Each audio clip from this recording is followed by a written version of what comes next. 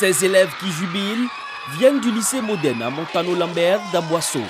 Ils sont déclarés vainqueurs du concours de théâtre inter-établissement des clubs de paix et de civisme initiés par la direction régionale de la jeunesse, de l'insertion professionnelle et du service civique du Sud Comoé. Dès que le club civisme et paix a été installé au lycée, tous les acteurs ont commencé à sensibiliser, à sillonner de classe en classe afin de sensibiliser leurs camarades sur les dangers de ces congés anticipés. Les congés anticipés ne sont pas faits pour arranger les élèves.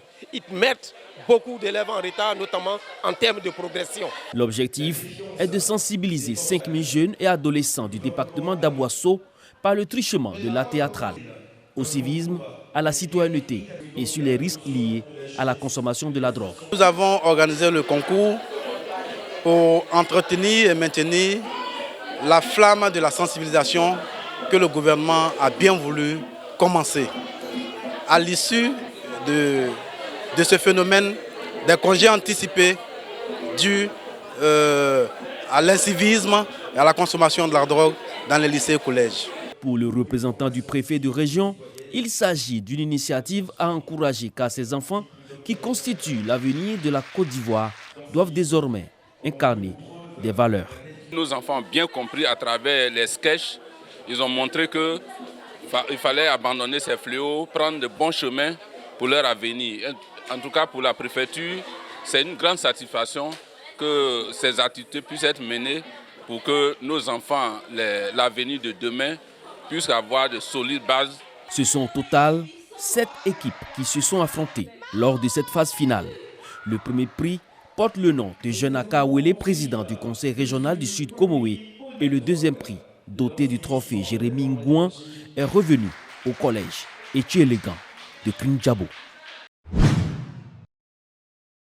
Pour la campagne de commercialisation 2023, le kilogramme de l'anacarde bien séché, bien trié, ne comportant aucun corps étranger, se négocie à 315 francs contre 310 francs l'année dernière, soit une hausse de 10 francs.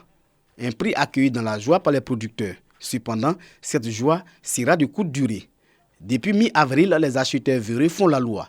Face à cette situation, les producteurs refusent de céder leur production à des prix dérisoires. C'est le cas de François Thuot, qui a plus de 2 tonnes de noix de cajou dans son salon. Les acheteurs qui viennent à les prix, ça ne nous arrange pas. Bon, quand quelqu'un vient et nous propose 200, 250, vraiment, ce n'est pas arrangeable.